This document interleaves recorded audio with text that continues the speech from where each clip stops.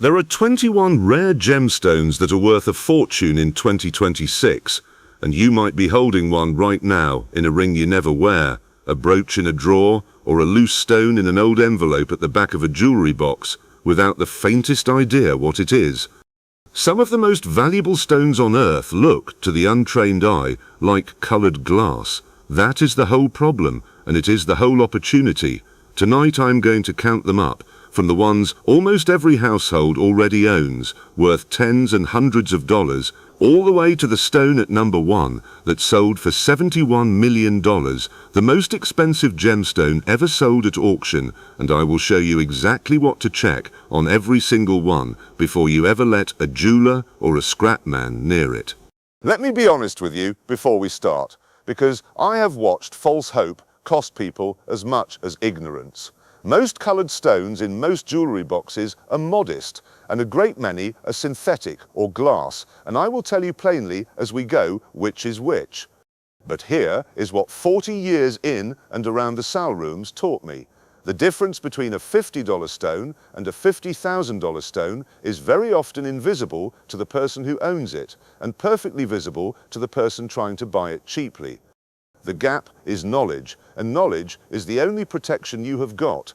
A coloured stone does not carry its price on its face. A ruby and a garnet can sit side by side and look, to you and to me, across a table, like two red stones, and one of them is worth a few pounds and the other is worth more than a car. And there is no shame at all in not being able to tell them apart, because the whole trade depends on the fact that most people cannot.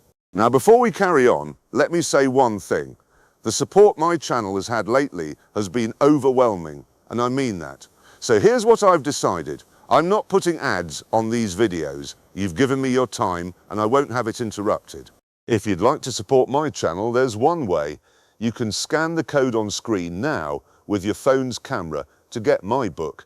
I've put everything I know into one book, the Household and Collectibles Price Guide, 2027 edition. Every common item you might own, how to value it, and what it actually sells for. It even tells you where and how to sell it, who buys it, what they'll pay, and which route to take for which object. To get it, and everything I know, it's over at my website, malcolmashby.com. That's MALCOLMASHBY.com. Right, let's carry on. Number 21, Amethyst, and we begin with the purple stone in half the rings your grandmother ever owned. For most of history, amethyst was treated as a precious stone, ranked with rubies and emeralds until enormous deposits were found in Brazil in the 19th century and the price collapsed, which is why it is affordable today and why almost every family has some. Ordinary amethyst is worth tens of dollars. But do not dismiss the box just yet, because deep, richly saturated stones with a red flash inside the purple, the color the trade calls Siberian, still bring $100 to $300 a carat, and a large, clean, antique-cut amethyst in a good Victorian gold mount is worth far more than the melt value of the gold around it, which is exactly what a scrap dealer will offer you for the lot. Your test tonight, and this is the first of the checks I want you to carry all the way through this video, is to look at the depth of the color in daylight. Pale and washed out is pocket money. Deep purple with fire in it is a stone worth a proper opinion. I once cleared a house near Bath where a large Victorian amethyst brooch had been dropped into a bag marked for the scrap gold man, along with the broken chains and the odd earrings, because the family assumed the value was the gold. The gold was worth perhaps £40.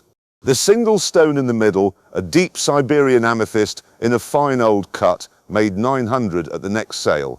And the only reason it did was that somebody at the last moment tipped the bag out and looked. Number 20, Citrine, the honey yellow stone. And here is a thing almost nobody knows. Most citrine in most jewellery is not citrine at all. It is amethyst that has been heated until it turns yellow, which is perfectly legitimate but worth less than the real thing.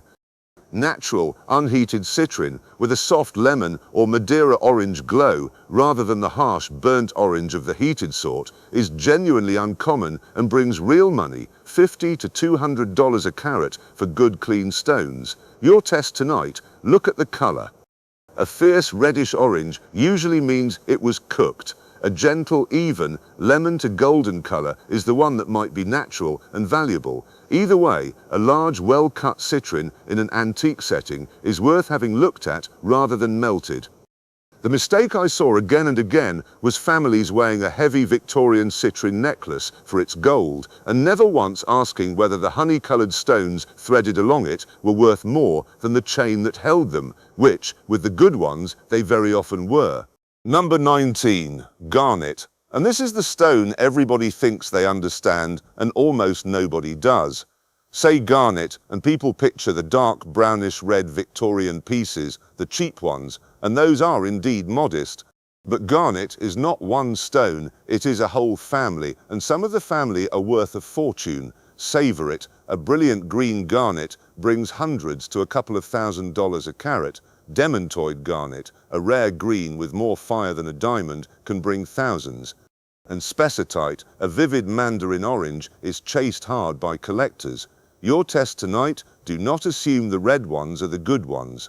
Green and bright orange garnets are the money, and any stone in the box you cannot confidently name deserves an expert eye, because garnet is exactly where the surprises hide.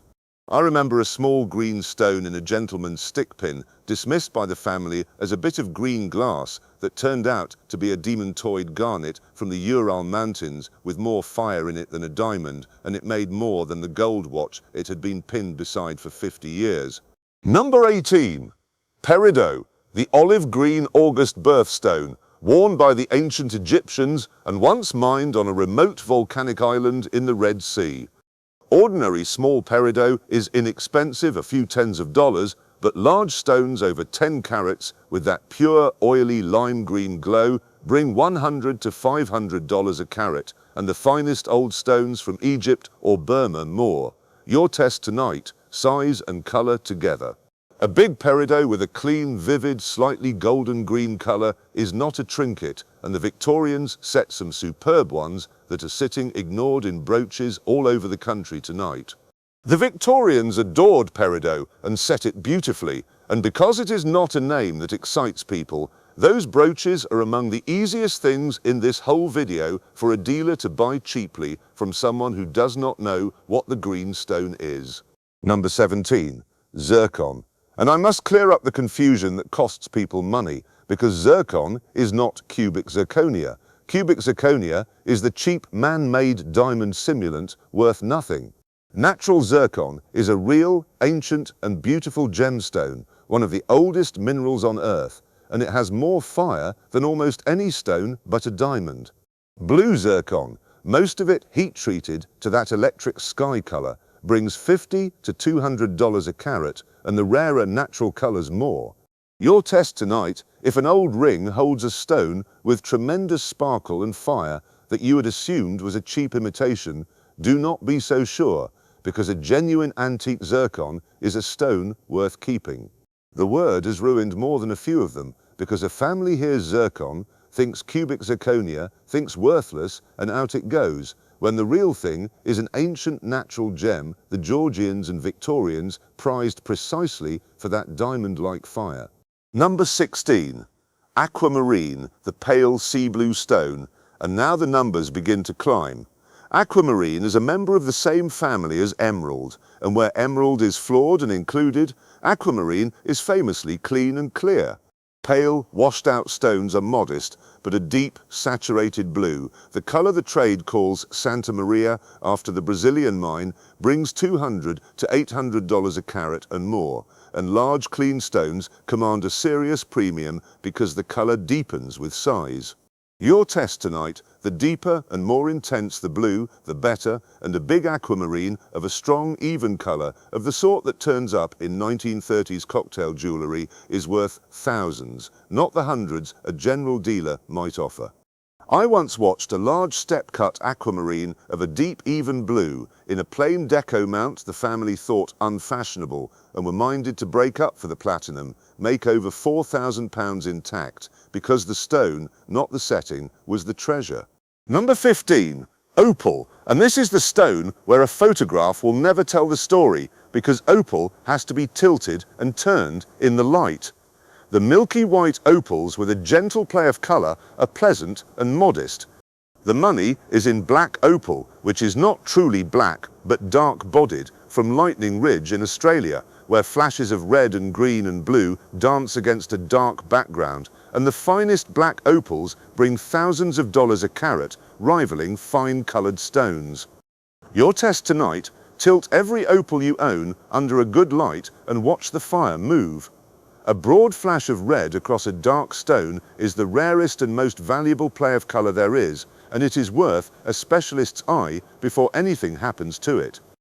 And a warning that belongs with opal above all stones: never store it bone dry in a hot drawer, and never let anyone clean it in an ultrasonic bath, because opal holds water and can craze and crack, and a ruined opal is worth nothing at all, which is a tragedy I have seen inflicted with the best of intentions. Number 14. Tanzanite, the violet blue stone found in only one place on Earth, a few square miles at the foot of Kilimanjaro in Tanzania, discovered only in 1967. Because there is only one source, and that source is expected to run dry within a generation. Tanzanite is the rare case of a stone whose value rests on the certainty that no more will ever be found. Good stones bring $300 to $1,000 a carat, and the best far more.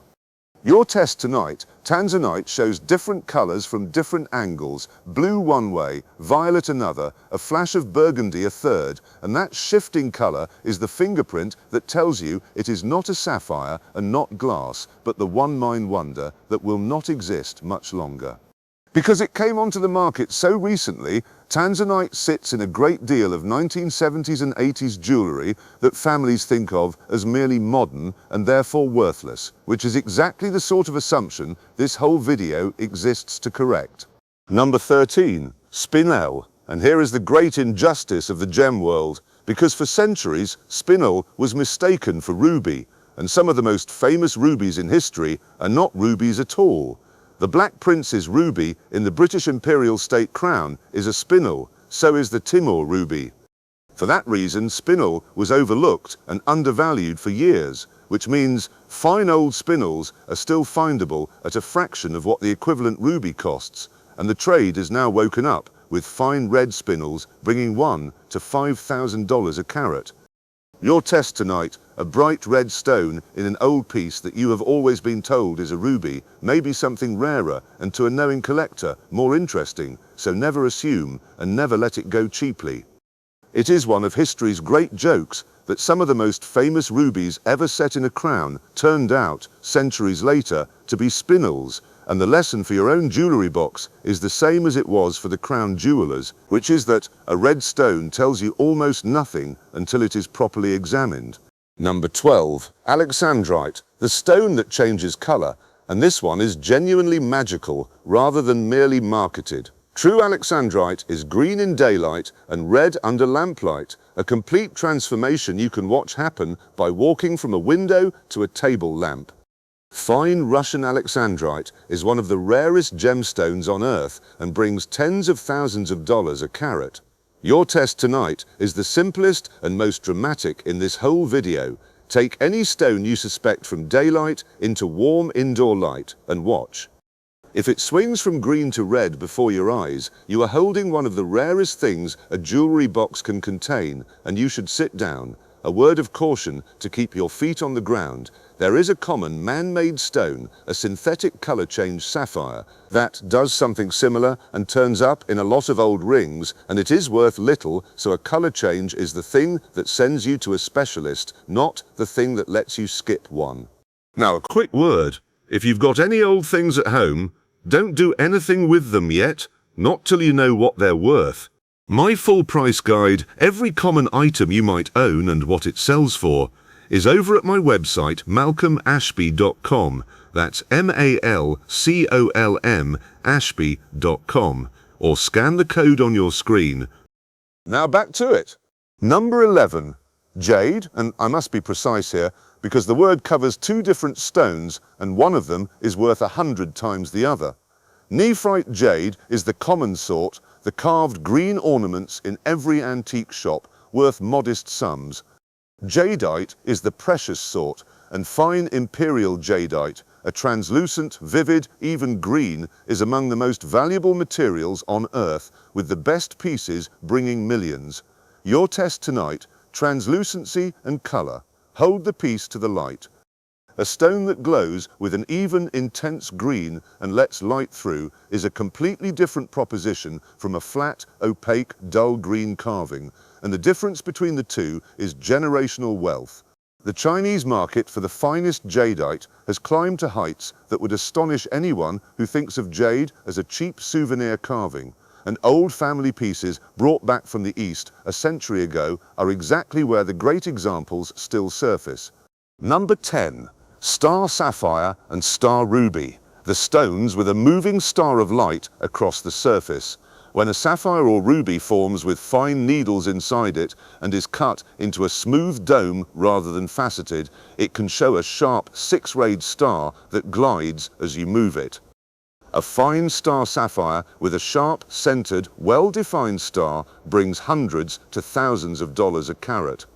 Your test tonight, any smooth-domed colored stone in an old ring should be taken to a single bright light, a torch or the sun, and turned slowly, and if a star of light swims across the top of it, you have something the general trade frequently misses entirely.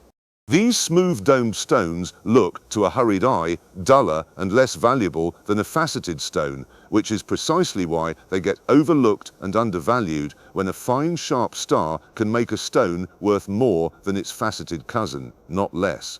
Number 9. Padparadscha sapphire. And yes, the name is a mouthful. It comes from the Sinhalese for lotus blossom. This is the rarest color of sapphire, a delicate blend of pink and orange like a tropical sunset, and it is one of the most coveted stones among serious collectors, bringing thousands of dollars a carat and rising fast.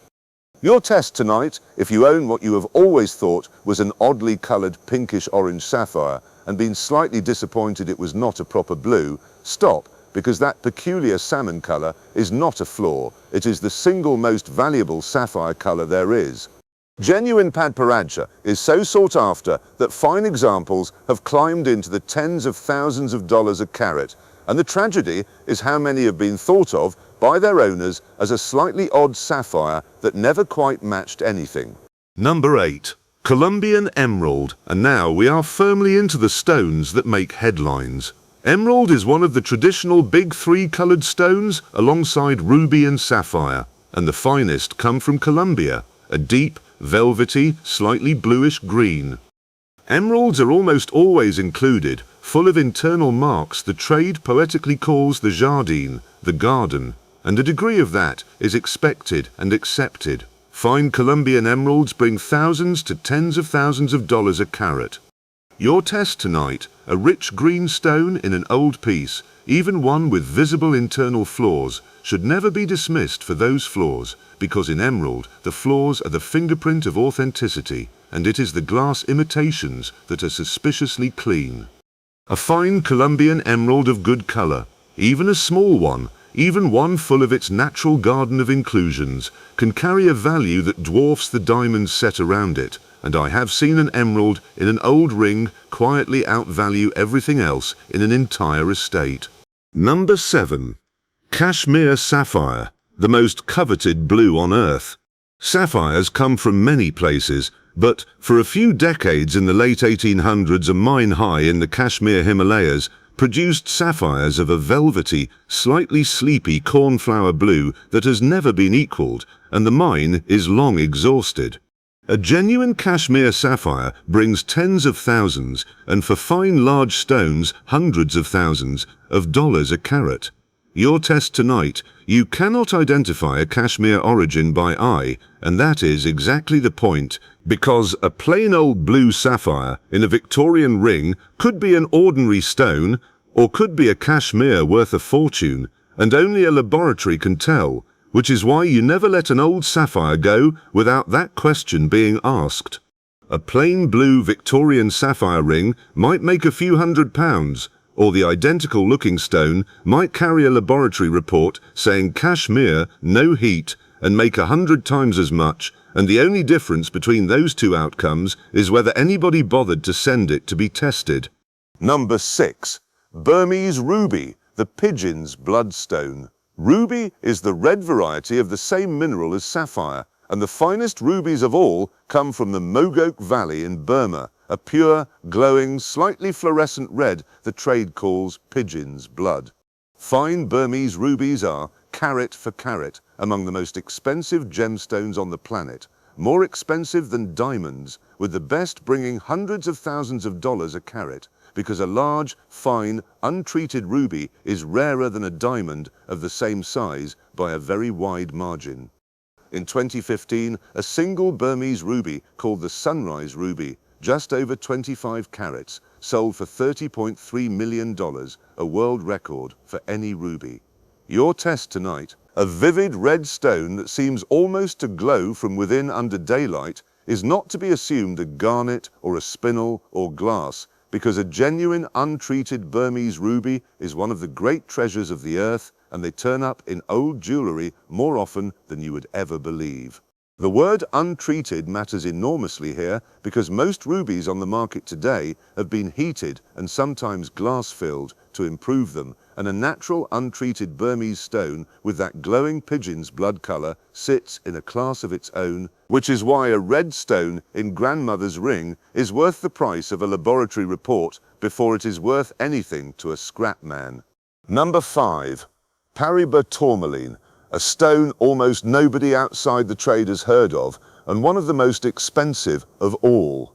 Discovered in Brazil only in 1989 in the state of Paraiba, it is an electric, glowing, neon blue-green unlike any other gemstone, a color that seems lit from inside, caused by traces of copper. Fine Paraiba brings tens of thousands of dollars a carat, and it is one of the fastest appreciating stones in the world. Your test tonight, if you own a small ring or pendant from the 1990s with a stone of an impossible glowing turquoise color, do not assume it is a treated topaz or a bit of glass, because Paraiba is exactly the sort of recent, unrecognized stone that sits unregarded in a modern jewelry box worth more than everything around it. This is the clearest proof in the whole video that treasure is not always old, because Paraiba was unknown before 1989, which means the most valuable stone in a house is sometimes the newest, bought in living memory by someone who had no idea what they had picked up. Number 4, the natural pearl, and I include it because pearls are where the most common mistake in this entire video is made. Almost every pearl necklace made in the last 100 years is a cultured pearl, farmed, lovely and modest, a few $100s a strand. But before about 1920, every pearl was natural, formed wild by pure chance, and natural pearls are extraordinarily rare and valuable, with fine natural pearl necklaces selling for hundreds of thousands and occasionally millions of dollars. The two look identical to the eye and can only be told apart by X-ray. Your test tonight, any pearl necklace that could plausibly date before 1920, especially one with a fine antique diamond clasp, which is a strong hint the pearls were worth mounting well, deserves to be tested rather than assumed, because grandmother's old pearls are the single most undervalued thing in this video. I have watched families price a pre-war pearl necklace as costume because pearls feel old-fashioned and cultured pearls are indeed cheap, only to have a laboratory confirm the pearls were natural, formed wild, and the whole strand leap from a valuation of a few hundred to a figure that changed how they thought about their grandmother entirely.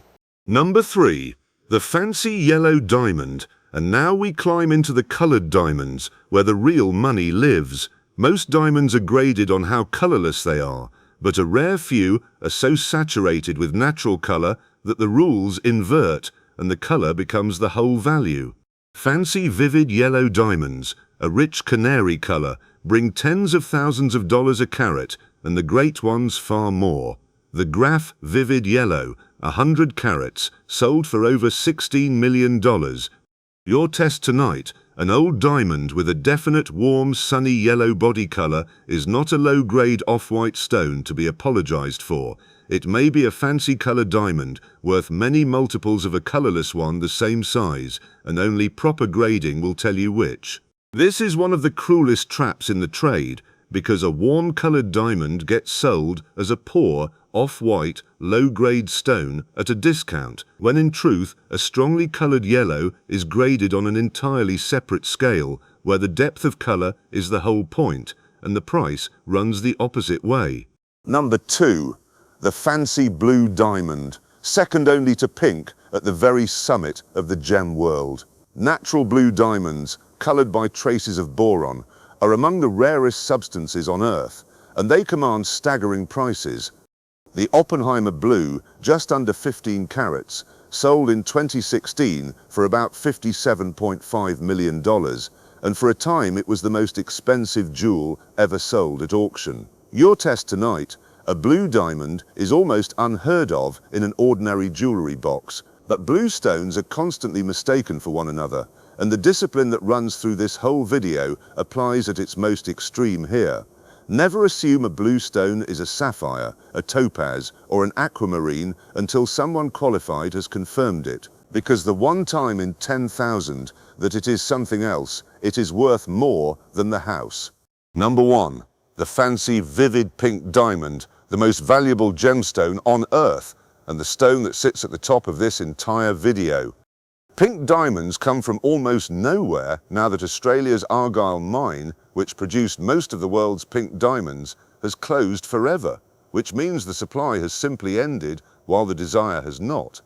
In April 2017, at Sotheby's in Hong Kong, a 59.6 carat fancy vivid pink diamond called the Pink Star sold for $71.2 million, and it remains the most expensive gemstone ever sold at auction. It took just 5 minutes of bidding. The stone had actually been sold once before, in 2013, for even more, but that buyer could not complete the payment, so it went back into the vault and came out again to break the record on the second attempt, which tells you something about the sums and the nerves involved at that end of the trade. $71 million for a single stone you could close your hand around and hide. And here is the reframe I have been walking you toward for 21 stones. Not one of the gems at the top of this video announced itself by being large or showy. They announced themselves by color, by rarity, and by the knowledge of the person holding them, and that is the entire lesson. The stones that make fortunes look, to the untrained eye, almost exactly like the stones that make nothing. A pink diamond in a ring reads to most people as a pretty pink stone, no different from a bit of pink glass or a cheap synthetic.